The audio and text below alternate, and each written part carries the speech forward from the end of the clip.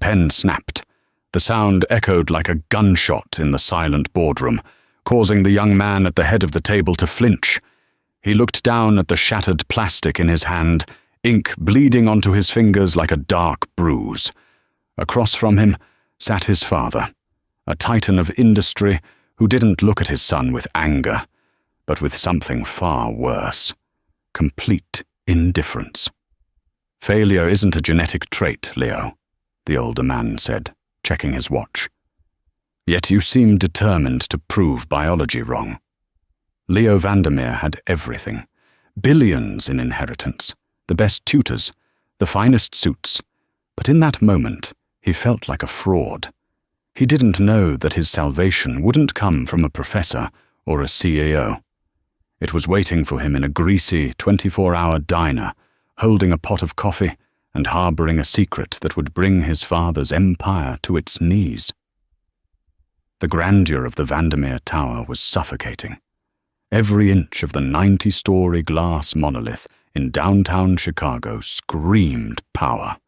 The floors were Italian marble, the air was scented with white tea and intimidation, and the walls were adorned with portraits of men who had never known the taste of defeat. Leo Vandermeer, 24 years old and heir to a logistical empire that spanned 3 continents, stood in the center of his father's office. He felt very small. Conrad Vandermeer sat behind a desk carved from a single slab of black oak. He didn't rise. He simply slid a single sheet of paper across the polished surface. It was the result of the preliminary succession aptitude test, a grueling 6-hour exam designed to measure a candidate's ability to handle complex market volatility, legal loopholes, and supply chain crises. 32%, Conrad said. His voice was devoid of emotion. It was a flat line. A passing grade is 85. Your cousin, Preston, scored a 94. Leo swallowed hard, his throat dry. "I knew the concepts, Father. The numbers, they get mixed up when I look at them too long. The text starts to swim. If I could just explain my reasoning verbally." "The market does not accept verbal excuses, Leo," Conrad cut in, his eyes narrowing. "Stockholders do not care if the numbers swim. They care about profit. They care about competence." Conrad stood up and walked to the floor-to-ceiling window, looking out over the city he practically owned. "I built this company from a single shipping container. I will not let it crumble because my only son cannot perform basic arithmetic or interpret a balance sheet." "I'm not stupid," Leo whispered, though he didn't believe it himself. He had spent his entire life in the best boarding schools in Switzerland and Massachusetts, yet he always felt like he was drowning. Tutors had called him lazy, professors called him unmotivated. Only he knew the truth. His brain simply didn't work like theirs. It was a chaotic storm of disconnected ideas. "Prove it."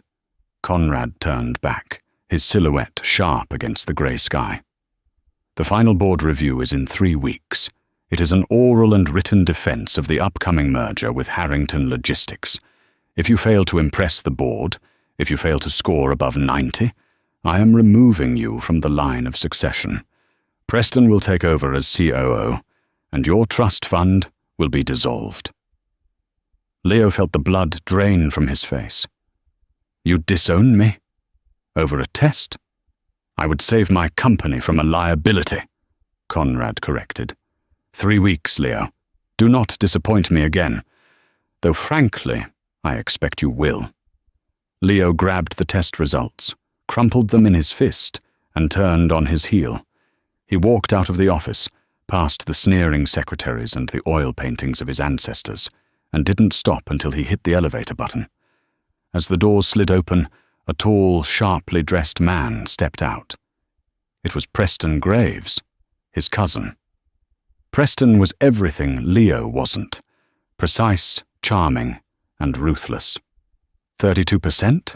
Preston murmured as he passed, a smirk playing on his lips. "Careful, Leo. If you drop any lower, we'll have to hire you as a janitor. Although, I hear the janitorial exam is quite rigorous. Leo didn't respond. He stepped into the elevator, the shame burning hot in his chest.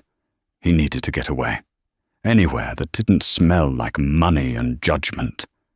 It was pouring rain by the time Leo's vintage Porsche broke down. Of course it did. It was fitting for the worst day of his life. He was miles away from the penthouse, deep in a blue-collar district of the city where the streetlights flickered and the potholes were deep enough to swallow a tire. He abandoned the car and ran toward the only light on the block, a flickering neon sign that read, Sal's Diner. The bell jingled as he pushed the door open. The place smelled of frying onions, old vinyl, and damp coats. It was empty, save for a trucker asleep in the corner booth and a young woman behind the counter wiping down the laminate surface. Leo slid into a booth near the window, water dripping from his expensive Italian trench coat onto the linoleum floor. He pulled a stack of files from his leather satchel, the Harrington merger documents, and slammed them onto the table. "Rough night?" a voice asked. Leo looked up. The waitress was standing there with a coffee pot. She looked to be about his age, with messy dark hair tied back in a quick bun and a name tag that read Maya. Her uniform was faded, but her eyes were sharp, intelligent, and currently scanning the mess of papers he had spread out. "You could say that," Leo muttered, running a hand through his damp hair. "Just coffee. Black." Maya poured the coffee. "That's the Harrington logistics flow," she said, pointing the spout of the coffee pot toward a complex diagram on page 4. "You're trying to calculate the synergy savings for the shipping lanes." Leo blinked, startled. He looked at the paper, then back at her. "Excuse me?" "The diagram," she said, shrugging. "It's wrong." Leo scoffed. "This was prepared by top analysts at Vandermeer Corp. It's not wrong." "It is," Maya said, matter-of-factly. She pulled a pen from her apron pocket. "Mind?" Before Leo could protest, she flipped the page over and drew a quick sketch. It wasn't a math equation. It looked like a series of interlocking circles and arrows, almost like a football play or a constellation. "Your analysts are assuming linear fuel costs," she said, tapping the paper. "But Harrington's fleet is mostly older diesel vessels. If you merge them with Vandermeer's electric hybrid infrastructure, the maintenance downtime creates a bottleneck here, here, and here." She drew X's on the lines. "You don't save money for the first 3 years. You actually lose 12% unless you liquidate the old fleet immediately." Leo stared at the napkin. The way she explained it, visually, using flows and blocks rather than rows of dizzying numbers, made instant sense. The fog in his brain cleared for a second. "How?" Leo stammered. "How do you know that? Are you a business student?" Maya's expression closed off instantly. The spark in her eyes dimmed. "No, just a waitress. That'll be $2 for the coffee." She turned to walk away, but Leo reached out, desperate. "Wait, please. I have a test. A life-altering test. I've been staring at these numbers for weeks, and they make no sense. But what you just did. That picture? I understood that." Maya stopped. She looked at Leo, really looked at him. She saw the desperation, the fear that didn't match the expensive watch on his wrist. "I can't help you," she said softly. "I have a shift to finish." "I'll pay you," Leo said. $500 an hour. Just to explain the rest of this file. Maya froze. $500 was her rent for the month. She hesitated, glancing at the clock on the wall. "My shift ends in 10 minutes, she said. "But we don't do this here. The owner, Sal, doesn't like loiterers." "Then where?" "There's a library 3 blocks down. It stays open late on Tuesdays." She sighed, defeated by the offer. $500. Cash. "Cash," Leo promised. She untied her apron. "I'm Maya." Leo, he said. He didn't use his last name. He had a feeling it wouldn't help. The library was quiet, smelling of dust and old paper. Maya sat opposite Leo at a scratched wooden table, the Harrington files spread out between them. Okay, Maya said, her demeanor shifting from service industry polite to authoritative. Tell me what you see when you look at this spreadsheet. Leo looked at the rows of Excel data. Noise, he admitted. Ants crawling on a page. I try to focus on the profit and loss column, but it jumps to the assets column. I can't keep the rows straight. Dyslexia? Maya asked. Undiagnosed, probably, Leo said bitterly. My father doesn't believe in learning disabilities. He believes in focus. Your father sounds like a charm, Maya muttered. She reached into her bag and pulled out a pack of highlighters and a box of transparent plastic sheets. We're not going to do math, she said. We're going to paint. Excuse me? Trust me. She placed a transparent sheet over the spreadsheet. Green is revenue. Red is debt. Blue is operational cost. Don't read the numbers. Look for the shape of the colors. She began to color-code the blocks of data rapidly. Within minutes, the terrifying wall of numbers had transformed into a heat map. Now, Maya said, look at the pattern. What looks wrong? Leo stared at the colors. Suddenly it wasn't about arithmetic. It was about geometry. He saw a massive block of red, debt, tucked away under a thin layer of green, revenue, in a subsidiary company. The red block is too big for the green base, Leo said, pointing. It's top-heavy. It's going to topple. Exactly, Maya smiled. And for the first time, Leo noticed how beautiful she was. Not in the plastic, manicured way of the debutantes he dated, but in a real, striking way. That subsidiary is hiding toxic debt. If you merge with them without restructuring that debt, the whole foundation cracks. For the next 4 hours they worked. Maya didn't teach him formulas. She taught him mnemonics.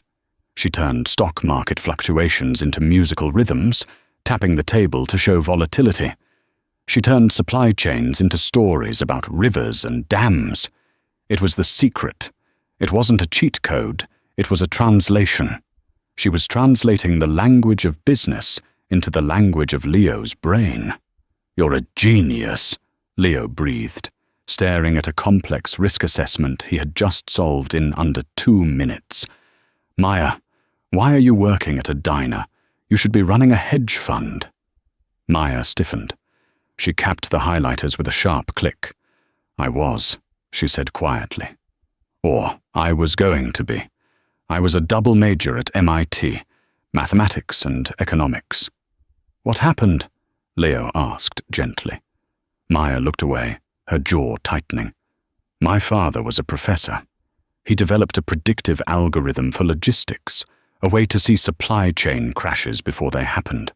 He was brilliant, but he was naive. She took a breath, her voice trembling slightly.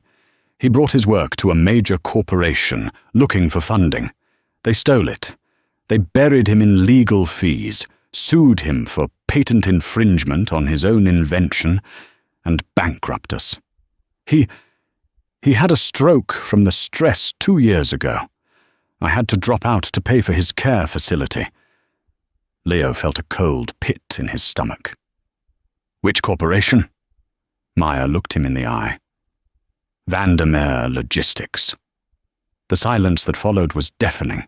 The air conditioning in the library hummed, but to Leo it sounded like a scream. He was sitting across from a woman whose life had been ruined by the very name he carried. Maya, Leo began, his voice shaking. I know who you are, Leo, she said, standing up and gathering her things. I saw the name on the files. I saw the watch. You're Conrad's son. Then why did you help me? Because, she said, slinging her bag over her shoulder. I need the $500. My dad needs new medication. She turned to leave. Wait. Leo scrambled up. Please. I didn't know. I swear I didn't know. My father, he keeps me out of the past. But if you help me pass this test, if you help me get on the board, I can fix it. I can look at the records. I can get your father justice. Maya stopped at the door. She looked back, skepticism warring with hope in her eyes. You're a rich kid who can't read a balance sheet, Leo. How are you going to take down Conrad Vandermeer? Because now I have you, Leo said earnestly, and you have the secret. Teach me everything, and I promise, when I get that seat, the first thing I do is restore your father's legacy. Maya studied him for a long, tense moment. Finally, she nodded once. Tomorrow. Sal's diner, don't be late. She walked out into the rain, leaving Leo standing there with his color-coded sheets, his heart racing faster than it ever had in a boardroom. He had a weapon now, but he had no idea that the enemy was already watching. Outside the library, across the street, a black sedan idled. The window rolled down just an inch. Preston Graves lowered a camera with a telephoto lens. He looked at the digital display, a clear image of Leo Vandermeer huddled close to the waitress. Interesting, Preston whispered to himself. He picked up his phone and dialed a number. Get me a background check on a Maya Brooks and find out where her father is hospitalized.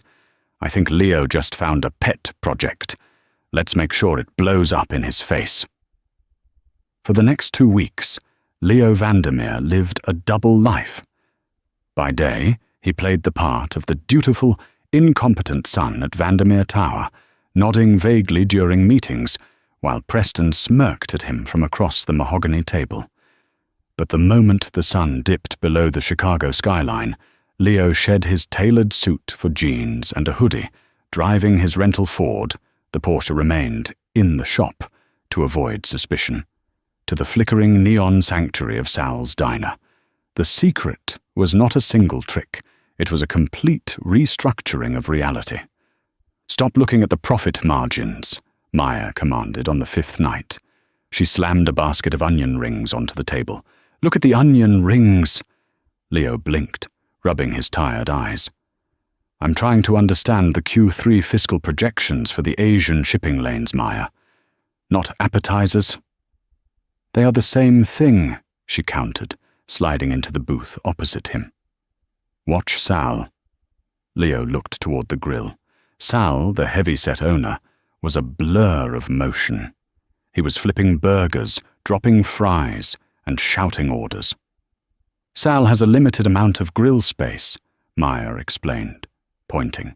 If he loads it up with too many burgers that take 10 minutes to cook, he has no room for the grilled cheese that takes 2 minutes. The grilled cheese customers get angry and leave. That's your shipping lane bottleneck. You're filling your biggest ships with low-priority cargo that takes weeks to unload, blocking the dock for the high-value, fast-turnover goods. Leo watched Sal move a half-cooked patty to the side to make room for a toasted bun. The visualization clicked. So, Leo murmured, grabbing a napkin and a red marker. We don't need more ships.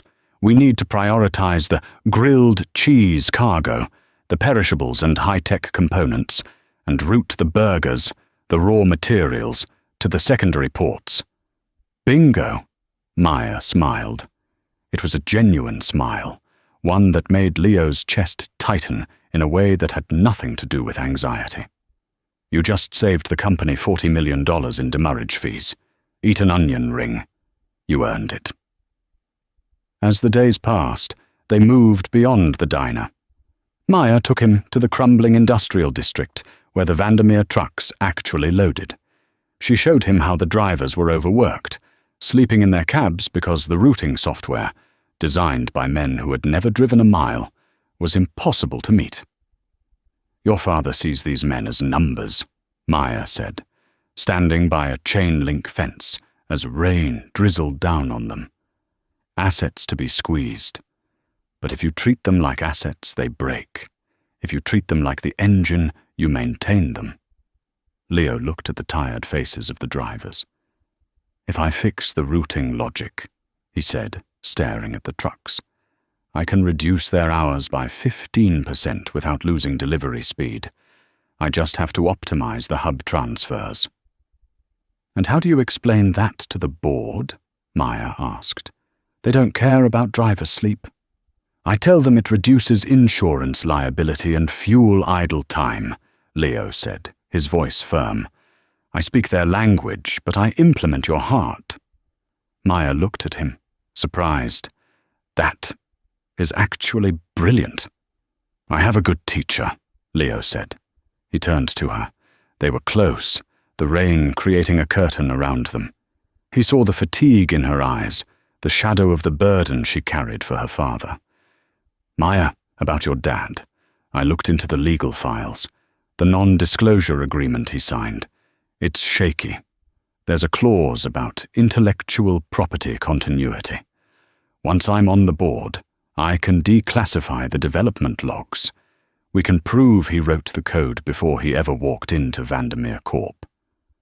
Maya's eyes welled up. She looked away, biting her lip. Don't make promises you can't keep, Leo. Rich boys always make promises. I'm not them, Leo said. He reached out, his hand hovering near hers. I'm the guy who failed a math test because the numbers swam. You taught me how to swim. I owe you everything. She looked back at him, and for a moment, the barrier between their worlds, the billions of dollars and the social strata, vanished. She saw a man who was desperate to be good, not just successful. We have 3 days left, she whispered. The oral defense is the hardest part. Conrad will try to trip you up on the spot. Preston will interrupt you. You need to be bulletproof. I will be, Leo vowed. As long as you're in my corner. He didn't notice the flash of a camera from a parked car down the street. He didn't see the text message sent to Preston Graves. Phase 1 complete. The target is emotionally dependent. Ready for Phase 2. The smell of antiseptic was always stronger at night. Maya hated it. It was the smell of sickness, of waiting, of money draining away. She sat by her father's bedside at the Cedar Oaks Care Facility. Arthur Brooks was a shadow of the man he used to be.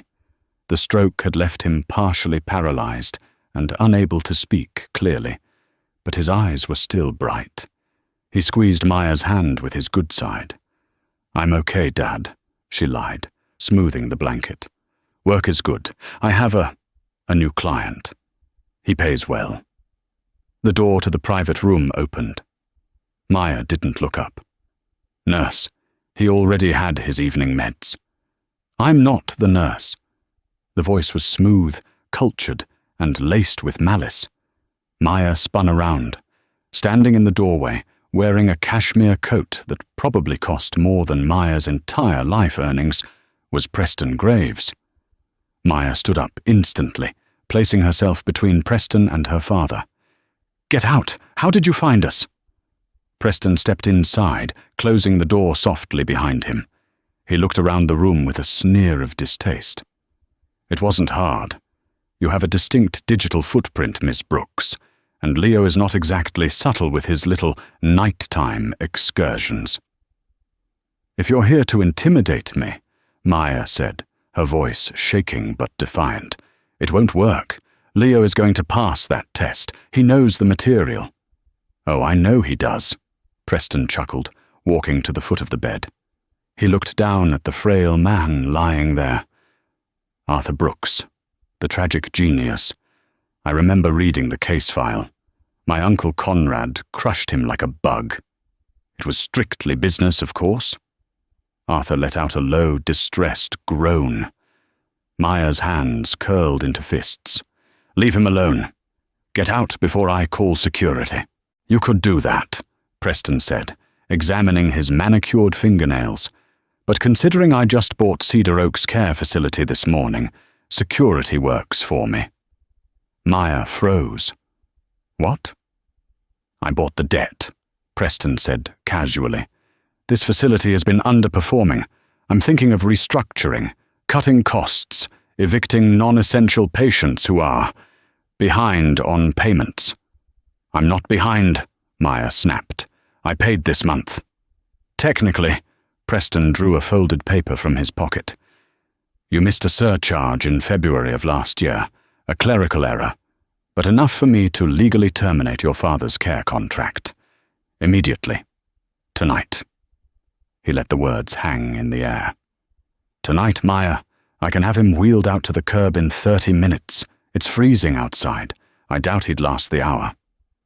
Maya felt like the floor had opened up beneath her. She looked at her helpless father. Then at the monster in the cashmere coat. "What do you want?" Preston smiled. It was a shark's smile. "I want to be CEO, and for that to happen, Leo cannot score a 90 tomorrow. He needs to fail, spectacularly." "He knows the data," Maya said. "I taught him." "Then unteach him," Preston commanded. "The final portion of the exam is the blind scenario. Conrad will give him a theoretical crisis involving the European rail network. Leo trusts you. He trusts your colors and your visuals. I want you to give him a prepared strategy for the rail network tonight, a strategy that looks brilliant but is mathematically fatal." He reached into his pocket and pulled out a flash drive. "This drive contains a falsified data set. It looks real. It matches the patterns you taught him. But if he uses this logic in the boardroom, the algorithm will collapse. He will look like an idiot who is guessing. He will be disowned." "I won't do it," Maya whispered. "Then say goodbye to Arthur," Preston said, reaching for his phone. "I have the transfer team on speed dial." Maya looked at her father. He was watching her, confusion and fear in his eyes. He didn't understand the words, but he understood the tone. If he was moved, if his treatment was interrupted, he would die. It was a certainty. Tears spilled down Maya's cheeks. She hated herself. She hated the world. "Give it to me," she choked out. Preston tossed the flash drive onto the bed. "Smart girl. Make sure he memorizes it. I want him confident. I want him to walk into that boardroom thinking he's the king of the world, right before the guillotine drops." Preston turned to leave, pausing at the door. "Oh, and Maya? After he fails, don't bother trying to contact him. He won't want to talk to the woman who sabotaged him. You're doing him a favor, really. Leo isn't built for this world. I am." The door clicked shut. Maya stood in the silence, the heavy weight of the flash drive burning a hole in the bedsheet. She had the secret. She had the ability to turn a failure into a leader. But now, she had to use her gift to destroy the only man who had ever looked at her with respect. 2 hours later, Leo sat in the diner, buzzing with energy. He had a stack of index cards and a newfound confidence that made him sit straighter. "I'm ready for the rail scenario," Leo said, grinning. "I checked the historic trends. I think we should focus on the high-speed corridors in France." Maya sat across from him. She looked pale. Her hands were trembling slightly as she held a cup of tea. "No," she said, her voice hollow. "The historic trends are misleading." Leo frowned. "What do you mean?" Maya took a deep breath. She had to sell this. She had to lie to his face. "I found a new variable, a pending strike in the French sector that isn't in the public news yet. If you focus on France, you'll walk into a trap." She slid a printed sheet of paper across the table, the data from Preston's flash drive. She had color-coded it, just the way Leo liked. It looked perfect. It looked logical. "You need to route everything through the Eastern Bloc," Maya said, her heart shattering with every word. "Use the old Soviet rail gauges. It looks slower on paper, but with the strike, it's the only open vein." Leo studied the colors. Green through Poland, blew through Ukraine. It contradicts the standard model. That's why it's the secret, Maya said, forcing a smile that felt like broken glass. Trust the pattern, Leo, not the standard model. Leo looked up at her. He searched her face. For a second, Maya thought he saw the lie. She thought he saw the blackmail, the terror, the guilt. But Leo only saw the woman who had saved him. I trust you, Leo said softly. More than I trust myself. He took the paper. He folded it and put it in his breast pocket, right over his heart. Tomorrow, Leo said, standing up. When I walk out of that boardroom, I'm coming straight here. We're going to celebrate. And then we're going to get your dad out of that place. Maya couldn't speak. She just nodded. Leo walked out into the night, armed with a strategy that was designed to kill him. Maya watched him go, then put her head down on the table and wept until Sal quietly turned off the neon sign. The boardroom of Vandermeer Logistics was not designed for comfort. It was designed for judgment. Located on the 92nd floor, it was a soundproof vault of mahogany and glass, suspended above the clouds. The air was always set to a crisp 68 degrees, cold enough to keep minds sharp and palms sweating. Around the 20-foot oval table sat 12 of the most powerful people in the global shipping industry. They were old, skeptical, and tired of wasting time. At the head of the table sat Conrad Vandermeer. He didn't look like a father today. He looked like a king waiting for an execution. His pen tapped rhythmically against the black oak desk, a metronome counting down the seconds of Leo's remaining inheritance. To his right sat Preston Graves, looking fresh, relaxed, and utterly confident. He wore a predatory smile, the kind that knew the ending of the movie before the opening credits had even rolled. Leo stood at the front of the room, alone. He wore a navy suit that had been tailored in Milan, but underneath the silk lining, his skin felt hot and prickly. He adjusted his cuff, feeling the phantom weight of the flash drive data he had memorized. He had the answers. He had the secret. Mr. Vandermeer, said Victoria Sharp, the chief financial officer. She was a woman who could spot a decimal error from across a room. She peered at Leo over the rim of her spectacles. We have reviewed your written analysis of the merger. It is surprisingly competent. However, as you know, paper theories crumble under pressure. The simulation is what matters. You have the floor. Leo nodded, his throat dry. Thank you, Victoria. He stepped up to the podium. He took a breath, anchoring himself. Green is revenue. Red is debt. Trust the colors. The crisis scenario, Leo began, his voice surprisingly steady, involves a simultaneous labor strike in the French rail sector and a fuel shortage in the North Sea. The standard model suggests waiting out the strike, incurring a delay penalty of 3 days. He tapped the console, activating the holographic projector. A massive, 3-dimensional map of Europe shimmered into existence above the table, glowing with data points. I propose we do not wait, Leo said, reciting the words Maya had burned into his memory the night before. We bypass the French corridor entirely. We reroute all Class A cargo through the Eastern Bloc. Leo drew a line on the digital map with his stylus. It was a bold, jagged streak cutting through Poland and down into Ukraine. Specifically, we utilize the rail infrastructure through the Lviv-Krakow corridor. He stepped back, waiting for the nod of approval. He expected to see the logic click into place for them, just as it had for him in the diner. But there was no approval. The silence that fell over the room was heavy and confused. Victoria Sharp frowned, leaning closer to the hologram. The VP of Operations took off his glasses and rubbed his temples, as if he had a sudden headache. Conrad stopped tapping his pen. His face hardened into a mask of cold disappointment. Leo felt a cold bead of sweat slide down his spine. What is it? Then a sound broke the tension, a low, mocking chuckle. Preston leaned back in his chair, shaking his head with theatrical pity. The Eastern Bloc? Really, Leo?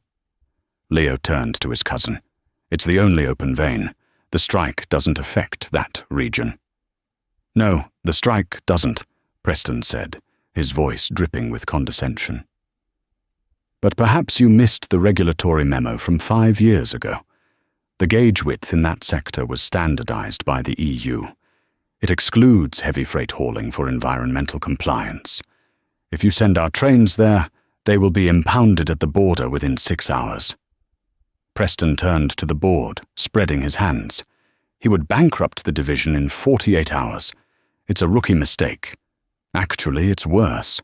It's negligent. Leo froze. The world seemed to tilt on its axis. He looked at the map. The colors, the beautiful green line Maya had drawn. It was a dead end. Is this a joke, Leo? Conrad asked quietly. The disappointment in his voice was worse than anger. Did you even check the regulatory updates? Or did you just guess? Leo stammered. He looked at the hologram. The lines began to blur. The ants were coming back. The numbers were swimming, mocking him. I verified the flow. The market does not care about flow, if the law forbids it. Conrad cut him off. Sit down, Leo. You're done. Leo stood paralyzed. He looked at Preston. Preston was smiling, a shark sensing blood in the water. And in that split second, watching the gleam in his cousin's eye, the pieces slammed into place. The hospital. Preston's sudden appearance at the care facility, the terror in Maya's eyes, the way she hadn't looked at him when she handed him the paper, the way she had whispered, "Trust the pattern." She didn't make a mistake, Leo realized, a cold fury igniting in his chest, burning away the panic. She knew about the gauges. She knew it was a trap. He forced her. Preston hadn't just sabotaged a test. He had weaponized Leo's trust in the only person who believed in him. Leo looked at the map again. He felt the familiar rising tide of anxiety, the urge to run. But then he heard Maya's voice in his head, clearer than the board members muttering around him. Stop looking at the profit margins. Look at the onion rings. Leo closed his eyes. He blocked out the boardroom. He imagined the smell of frying grease and old coffee. He imagined Sal's diner. The French rail strike wasn't a geopolitical crisis. It was just a clogged grill. The Eastern Bloc wasn't a regulatory issue. It was a broken refrigerator. If the grill is full and the fridge is broken, where does the food go? The sink, Leo thought. You use the water. Leo opened his eyes. The panic was gone. In its place was a strange, vibrating clarity. He didn't look at the numbers Preston had sabotaged. He looked at the negative space on the map, the blue veins running through the continent. It was a test, Leo said suddenly. His voice wasn't loud, but it cut through the murmurs like a knife. Conrad raised an eyebrow, his hand hovering over the failed stamp on his evaluation sheet. Excuse me. Leo stepped away from the podium, walking toward the hologram. He moved with a new, physical confidence. The Eastern Bloc suggestion, he lied smoothly, his brain firing on all cylinders. It was a test to see if this board is stuck in the past or looking at the future. Preston passed the history test. He knows about the gauge regulations. Congratulations, Preston. He glanced at his cousin. Preston's smile faltered. But he failed the vision test, Leo declared. Leo grabbed the digital stylus. With a violent slash, he drew a red X through the rail lines he had just proposed. We don't use trains, Leo stated. The room erupted in murmurs. You can't fly heavy cargo. Victoria Sharp snapped, clearly annoyed. "The margins are too thin. You know that." "We don't fly," Leo said. He switched the stylus color to a deep, vibrant blue. "We swim." He began to draw. Not straight lines, but curving, organic paths, following the geography of Europe. "The Danube and the Rhine," Leo said, his hand moving with the rhythm Maya had taught him, the rhythm of music, of water. The water levels are currently at a 10-year high due to the early spring thaw. We utilize a fleet of shallow draft barges. "Barges?" Preston scoffed, trying to regain control. "This is the 21st century, Leo. Barges are slow. Clients want speed." "No," Leo corrected him, turning to face the board. "Clients want reliability. The rails are prone to strikes. The roads are prone to traffic. The river is constant." He tapped the map, highlighting the connection points. "We stage the cargo here, in Rotterdam. We barge it down the Rhine to Basel. From there, we use electric trucking for the last mile. Yes, it increases transit time by 12 hours, but look at the cost analysis." Leo began to color-code the blocks of data in real time. He visualized the grilled cheese customers versus the burger customers. "We prioritize the perishables on the few trucks we have," Leo explained, painting a green block. "That's the high-speed lane. But the bulk goods, the raw materials, the steel, the grain, they go on the water. They don't need to be there tomorrow. They just need to be there cheaply." He finished drawing. The map looked like a piece of modern art. It was balanced. It was logical. It was brilliant. "Preston is worried about tracks that don't work," Leo said, placing the stylus down with a definitive click. "I'm worried about moving the goods. That is the difference between a manager and a CEO." For 10 seconds, nobody breathed.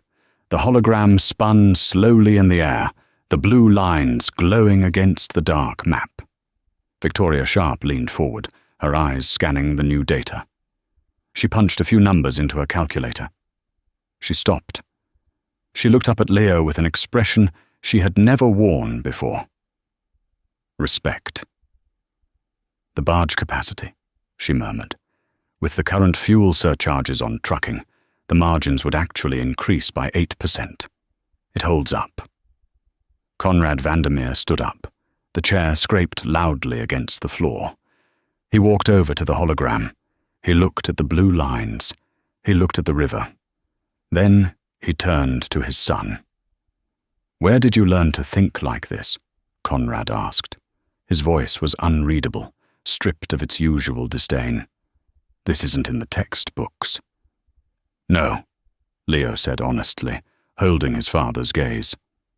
"I learned it from a waitress, someone who understands supply chains better than anyone in this building because she lives it." Preston stood up, his face flushing a blotchy red. "This is ridiculous. He's improvising.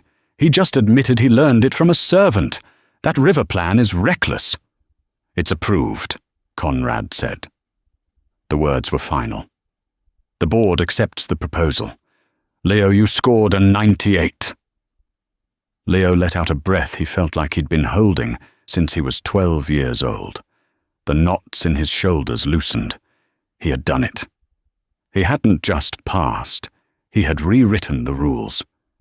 However, Conrad turned slowly to Preston. The air temperature in the room seemed to drop 10 degrees. "We have a secondary matter.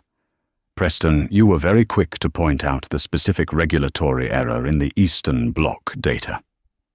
Preston blinked, caught off guard. I simply know my job, Uncle." "Or," Leo stepped forward, his voice low and dangerous, "you knew exactly what data was on my drive because you put it there."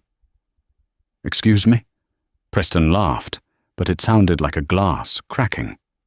"Why did you have the specific Eastern Bloc objections ready before I even finished the sentence? You were prepared for the sabotage you orchestrated."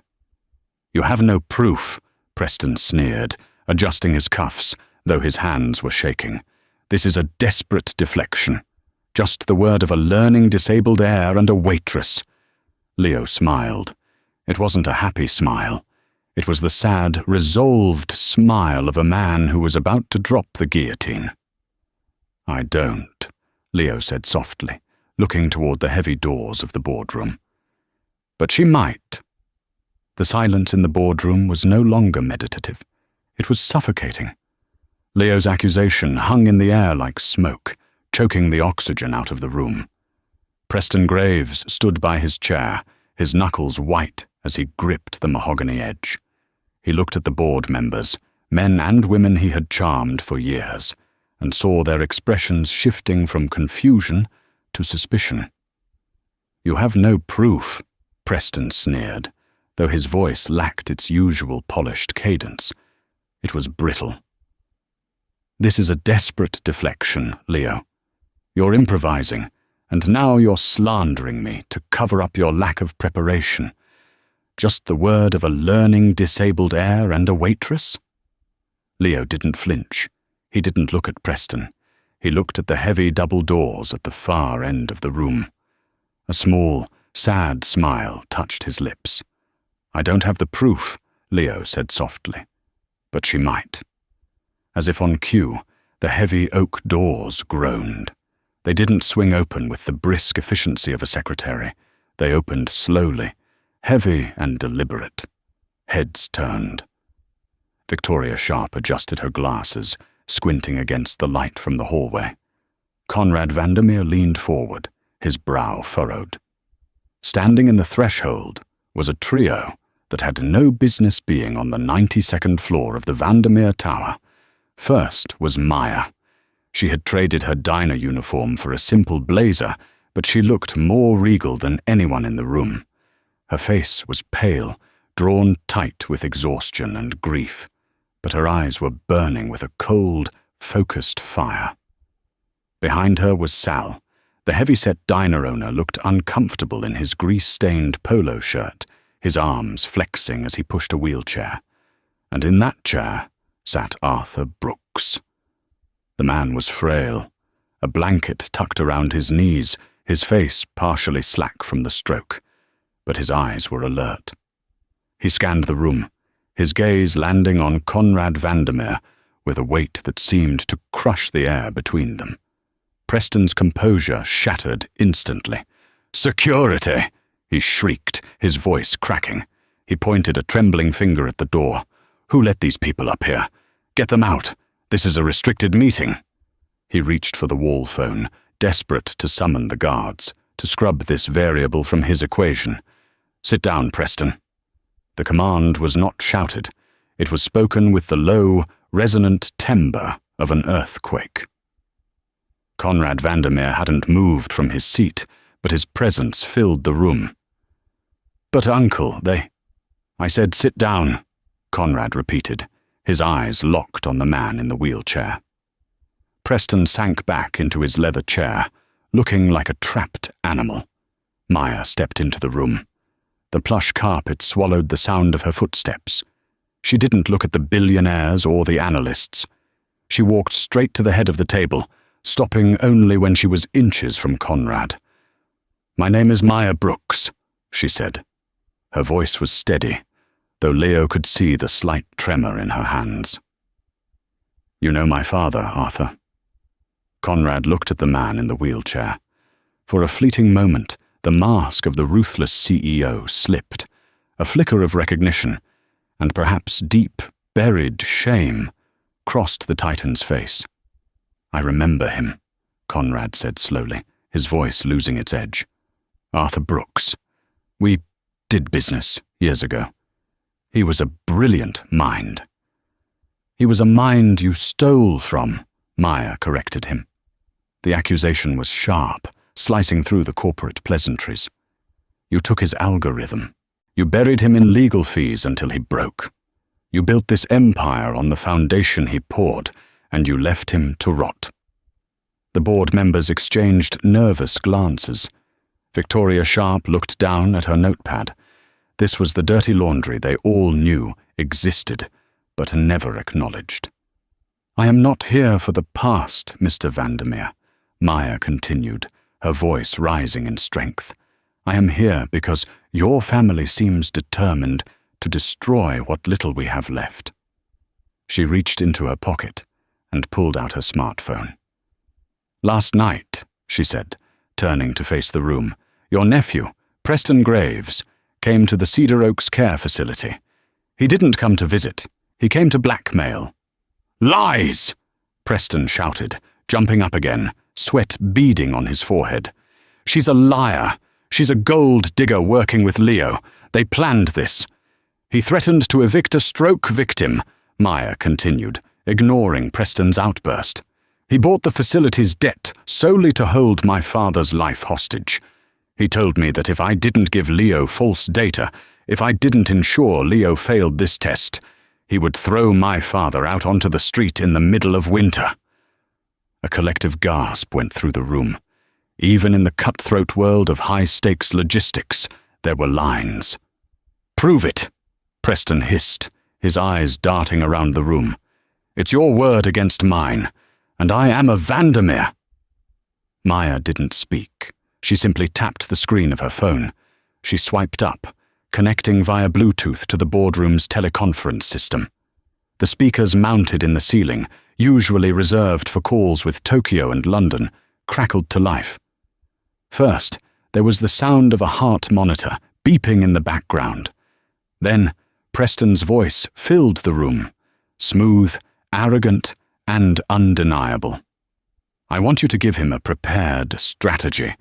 A strategy that looks brilliant, but is mathematically fatal." Preston's face went the color of ash. He slumped into his chair, covering his mouth with his hand. The recording continued, every word a nail in his coffin. "If he fails, don't bother trying to contact him. He won't want to talk to the woman who sabotaged him. You're doing him a favor, really. Leo isn't built for this world. I am." Maya stopped the playback. The silence that followed was absolute. It was the silence of a career ending. It was the silence of a predator being exposed as a parasite. Conrad Vandermeer sat frozen. He looked at the speaker, then at his son, and finally at his nephew. His face, usually pale, was turning a dark, terrifying shade of purple. "You tried to sabotage my company?" Conrad whispered. The quietness of his tone was far more terrifying than a shout. "We are in the middle of a merger that defines our future, and you fed false data to the chief operating officer. You risked billions for your ego." "Uncle, Preston stammered, standing up and backing away as Conrad rose from his chair. "I did it for the family. Leo isn't fit. I was trying to save you from him." "Leo just outmaneuvered you in a live crisis simulation," Conrad roared, slamming his fist onto the table. The sound echoed like a gunshot. "He used logic. You used extortion." Conrad pointed to the door. "Get out." "Uncle." "You are fired, Preston. Effective immediately," Conrad barked, his eyes cold and hard. "You are removed from the board. You are stripped of your trust fund. And if I see you in Chicago again, if you ever come near my son or this family again, I will unleash the full weight of this firm's legal department on you. You will be buried so deep you'll need a mining permit to see the sun." Preston Graves, the man who had never lost, looked around the room for an ally. He found none. Victoria Sharp refused to meet his eyes. The other board members looked at him with open disgust. With a final, strangled sob of indignation, Preston fled the room, the heavy door swinging shut behind him. The energy in the room shifted. The tension broke, leaving behind a raw, exposed vulnerability. Conrad took a deep breath, straightening his tie. He turned to Maya. He looked at her, really looked at her, and then his gaze drifted to Arthur. He walked around the massive table until he stood in front of the wheelchair. Conrad Vandermeer, the man who never bowed, lowered his head. "Ms. Brooks," Conrad said, his voice gruff but sincere. "It seems I owe you a debt. My family has treated yours shamefully." "I don't want your apology," Maya said, her chin high. "I want my father's patent recognized, the predictive logistics flow. It was his life's work. I want his name on the paperwork, and I want full back pay for the royalties you stole." Conrad nodded once, accepting the terms without negotiation. "Done. Legal will draw up the papers this afternoon. The recognition will be public." He hesitated, looking at the frail man in the chair. "And the hospital bills? The debt Preston bought?" "I'll take care of those," Leo interrupted. Leo walked from the podium to where Maya stood. He didn't look like the nervous boy who had walked in an hour ago. He looked like the man who belonged at the head of the table. He reached out and took Maya's hand. Her fingers were cold, but they laced with his instantly. "I'm buying the facility," Leo stated firmly, looking his father in the eye. "Preston doesn't own Cedar Oaks anymore. I do. I'm turning it into a non-profit trust. Arthur isn't going anywhere." Maya looked up at Leo. The adrenaline was fading, leaving behind a wave of emotion that threatened to buckle her knees. Tears spilled down her cheeks, but this time they weren't tears of fear. "You passed," she laughed, a wet, choked sound of relief. "You actually passed," Leo smiled, wiping a tear from her cheek with his thumb. He looked at the charts still glowing on the hologram projector. The blue rivers, the green flows, the beautiful, chaotic patterns that made sense only to them. "I visualized," Leo whispered, squeezing her hand. "I just looked for the colors." This story isn't just about business or billions. It's about the fact that true intelligence can't always be measured by a standardized test. Leo was labeled a failure by a system that didn't understand him. But when he found a teacher who spoke his language and a motivation grounded in love rather than greed, he became unstoppable. It's a reminder that sometimes the person serving your coffee holds the key to the universe, and that kindness is the most profitable investment you can make. I hope you enjoyed this story of revenge, redemption, and romance. If you want to see more stories where the underdog takes down the arrogant elite, please smash that like button and subscribe to the channel. Turn on the notification bell so you never miss a twist. What would you have done if you were in Maya's shoes? Let me know in the comments below. Thanks for watching, and see you in the next story.